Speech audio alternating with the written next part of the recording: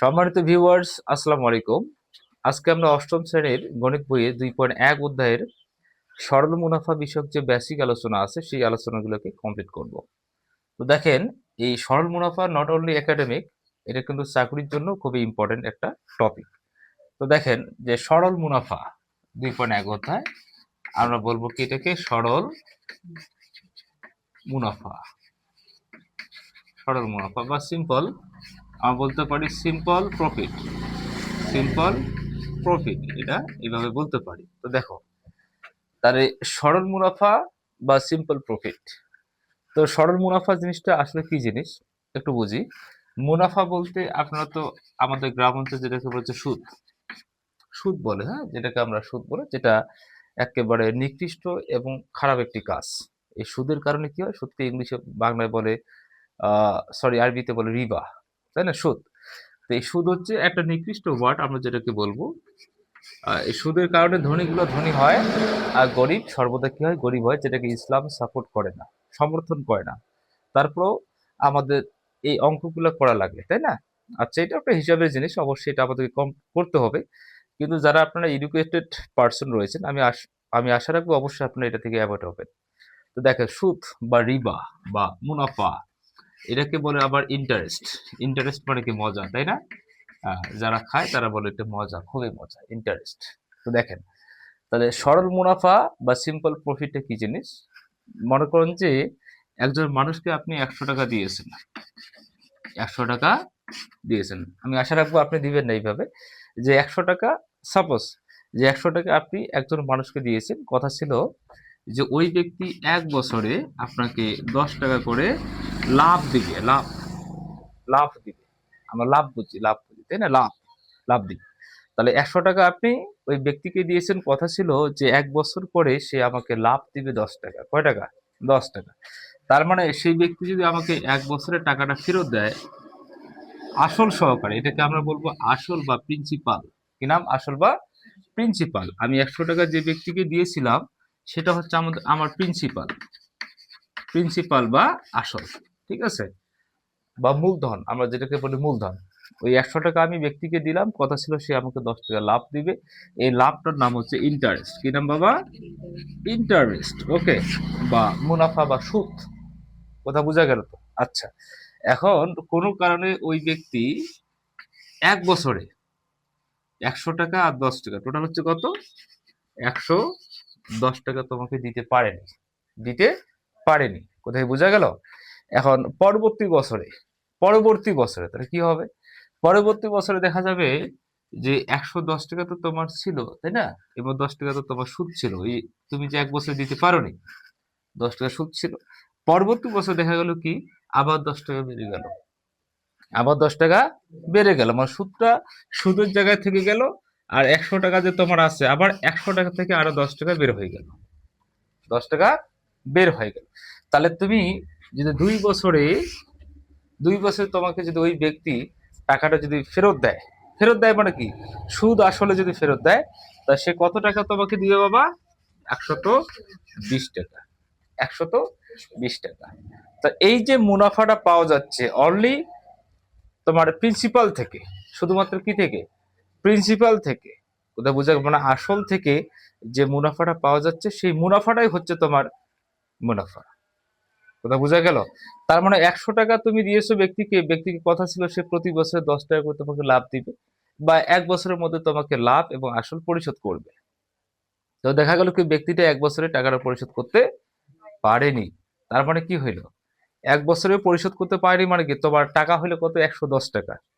110 টাকা যে হইলো, এই 10 টাকা তোমার কি প্রফিটে চলে গেল, আর 100 টাকা তোমার প্রিন্সিপালে আছে। নেক্সট ইয়ারে দেখা গেল কি ওই 100 টাকা থেকে আরো 10 টাকা বের হয়ে গেল। 10 টাকা আর পূর্বের 10 টাকা কত হইলো? 20 টাকা। আর তোমার 100 টাকা, 120 টাকা তখন তোমাকে দ্বিতীয় বছরে পরিশোধ করবে। এইটা হচ্ছে আমাদের সিম্পল প্রফিট বা সরল মুনাফা।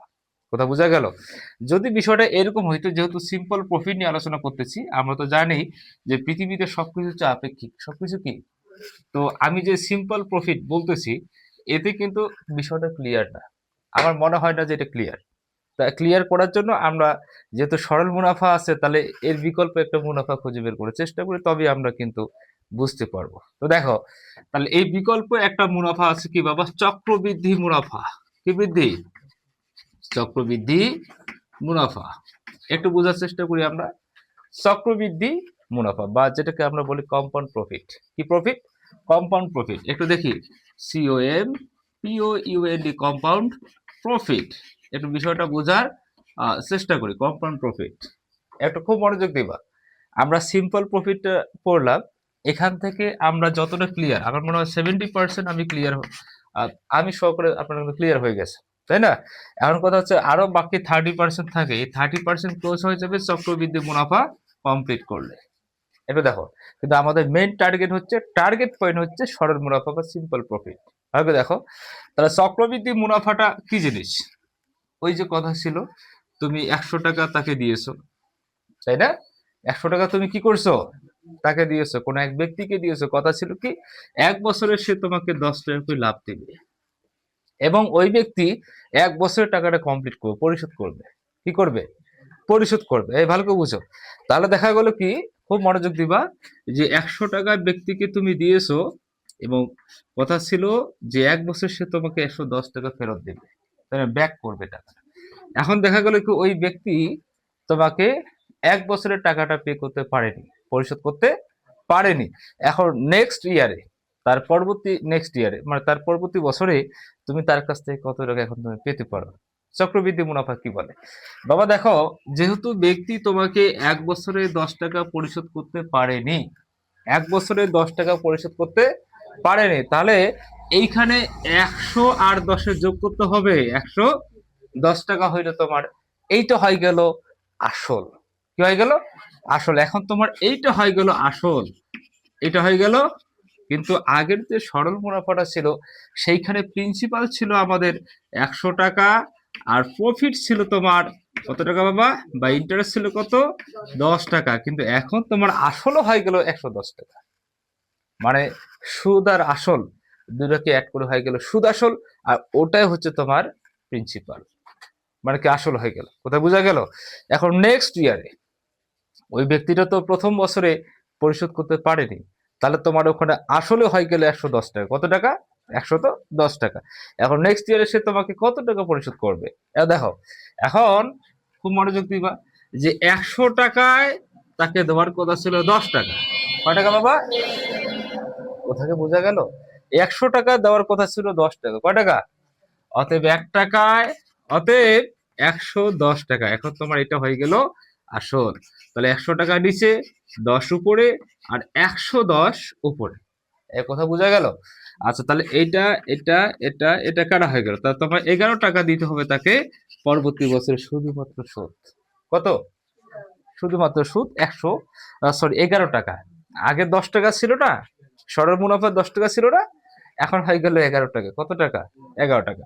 এখন তোমার পরবর্তী বছরে ওই ব্যক্তি তোমাকে পরিশোধ করবে কত?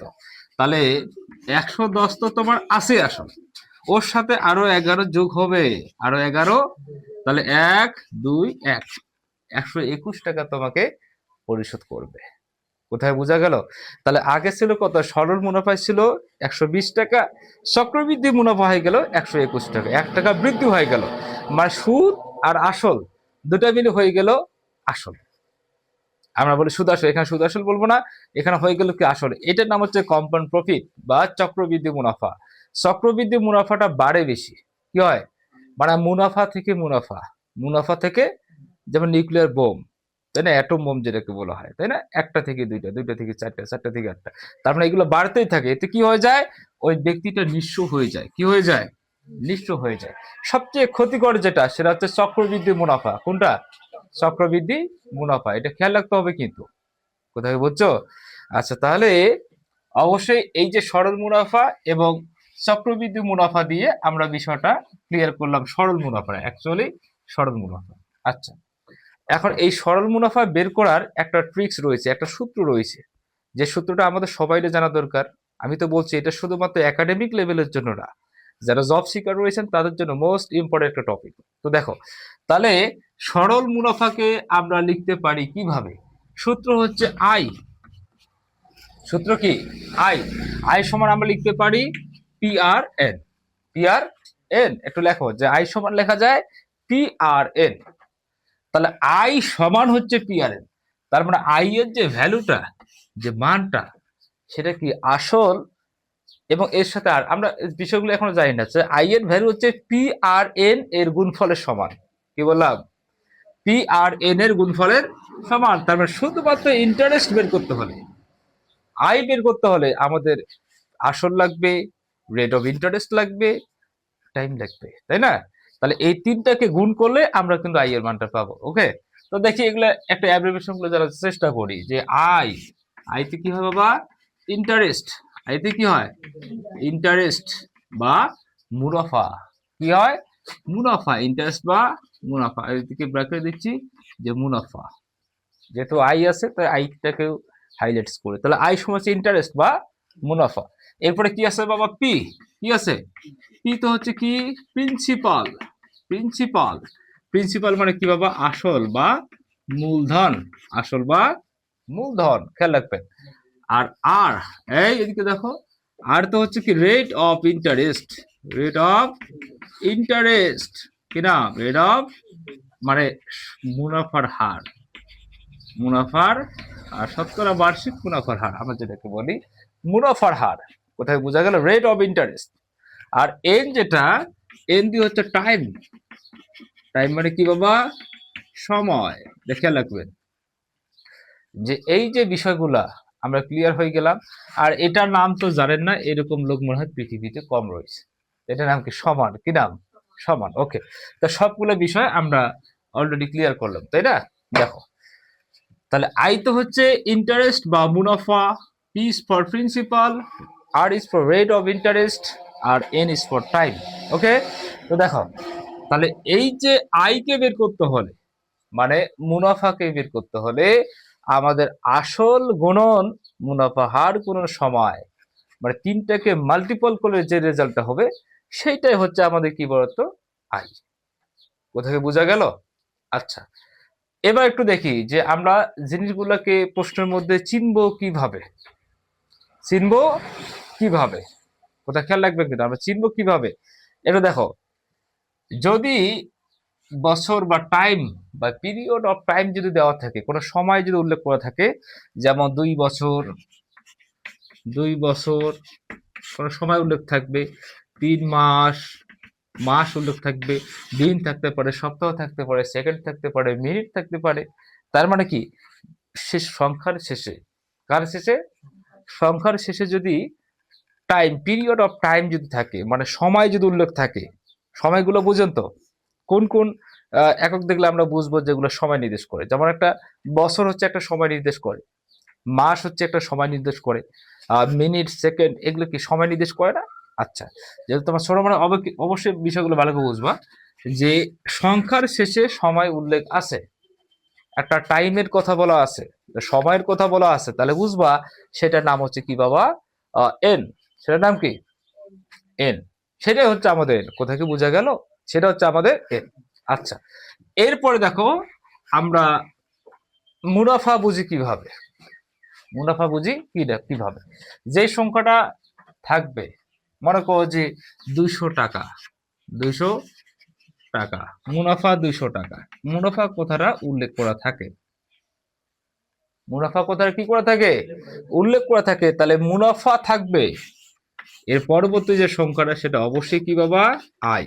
এটা অবশ্যই কি? আই। একটু খেয়াল রাখতে হবে, জাস্ট একটু মেমোরাইজ করতে হবে। এরপরে প্রিন্সিপাল বা আসল। প্রিন্সিপাল বা আসল এর থাকতে পারে কত টাকা, কত টাকা, বা কিছু নাই, 500 টাকার, টাকা র, র, বা টাকা বা টাকার, টাকা বা টাকার, যদি এরকম কিছু থাকে, টাকা বা টাকার, টাকা বা টাকার, মুনাফা সামনে লেখা থাকবে না, মুনাফা সামনে লেখা থাকবে না। যেমন 5,000 টাকা, 5,000 টাকার, তাই দেখবা যে বয়বিন্দু র রয়েছে, বয়বিন্দু র রয়েছে, তার মানে কি? এটা হচ্ছে প্রিন্সিপাল বা আসল। কোথায় বোঝা গেল? আচ্ছা, এরকম কিছু সময় থাকবে, মানে এরকম কিছু চিহ্ন থাকবে, তাহলে বুঝবো সেটা হচ্ছে আমাদের প্রিন্সিপাল বা আসল। এরপরে সবচেয়ে ইম্পর্টেন্ট যেটা, রেট অফ ইন্টারেস্ট আমরা চিনবো কিভাবে? যদি কখনো কোনো সংখ্যার শেষে পার্সেন্টেজ থাকে, কি থাকে, পার্সেন্টেজ যদি থাকে, তাহলে বুঝবা সেটার নাম হচ্ছে রেট অফ ইন্টারেস্ট, মানে মুনাফার হার। কি বুঝলা, মুনাফার হার। যদি কখনো দেখো যে পার্সেন্টেজ আছে, একটা ডিজিট আছে, একটা সংখ্যা আছে, সংখ্যাটার শেষে আছে পার্সেন্টেজ, কি আছে, পার্সেন্টেজ, তাহলে বুঝবা সেটা হচ্ছে রেট অফ ইন্টারেস্ট, মানে মুনাফার হার। অথবা যদি পার্সেন্টেজ না থাকে, তাহলে একটা ক্লু থাকে। কিরকম ক্লু বাবা? যে শতকরা বার্ষিক, শতকরা বার্ষিক, এখানে এত টাকা, 50 টাকা দিলাম না, এই শতকরা বার্ষিক এই কথাটা যদি থাকে, তারপরে বুঝবা সেটা হচ্ছে রেট অফ ইন্টারেস্ট। কোথায় বোঝা গেল? তাহলে এই ধাঁচে যদি প্রশ্ন আসে এই জায়গাগুলো থেকে, তাহলে আমরা সলিউশন করতে পারবো, শুধু মানগুলোকে বসাবো, কাজ করবো। তবে এইখানে একটা কথা আছে, রেট অফ ইন্টারেস্ট একটা কথা আছে, যখন তুমি রেট অফ ইন্টারেস্ট মনে করো যে আই চাইছে বা পি চাইছে তোমার কাছে বা এন চাইছে তোমার কাছে, তখন তুমি কি করবা? রেট অফ ইন্টারেস্ট একটা কাজ করতে হবে। কি কাজ জানো? এই পার্সেন্টেজটা আছে না বাবা, পার্সেন্টেজটাকে ভাগ করতে হবে, মানে কাজ করতে হবে কি দিয়ে? 100 দিয়ে ভাগ করতে হবে। তো 5 ভাগ 100 তার সমান 0.05। কোথায় বোঝা গেল? এরকম করে তোমাকে কাজ করে নিয়ে আসতে হবে। যদি রেট অফ ইন্টারেস্ট বের করতে না বলে, এবার রেট অফ ইন্টারেস্ট যদি দেওয়া থাকে, ওটাকে ভেঙে যদি যে কোনো একটা বের করতে বলে, এই তিনটার মধ্যে আইপিএন যে কোনো একটা যদি তোমাকে বের করতে বলে, তাহলে অবশ্যই তুমি কি করবা? 100 দ্বারা ভাগ করবা। কি করবা? আর যদি রেট অফ ইন্টারেস্ট বের করতে বলে, যদি বের করতে বলে, তাহলে তুমি কি করবা? উল্টাটা করবা। যেমন 5 বের হয়েছে, ওটার সাথে 100 গুণ করবা। কোথায় বোঝা গেল? কোথায় বোঝা গেল? রেট অফ ইন্টারেস্ট বের করতে বললে তুমি কি করবা? ওটার সাথে 100 কে গুণ করবা। আর রেট অফ ইন্টারেস্ট ভেঙে অন্য কিছু বের করতে বললে তোমাকে 100 দ্বারা ভাগ করতে হবে। কি করতে হবে? ভাগ করতে হবে। সম্মানিত ভিউয়ার্স, এই হচ্ছে আজকে আমাদের 2.1 অধ্যায়ের সিম্পল প্রফিট বিষয়ক সাময়িক একটু আলোচনা বা বেসিক আলোচনা। এর পরবর্তী ক্লাসে আমরা ম্যাথগুলো করার চেষ্টা করব। আজকে এই পর্যন্ত। আল্লাহ হাফেজ।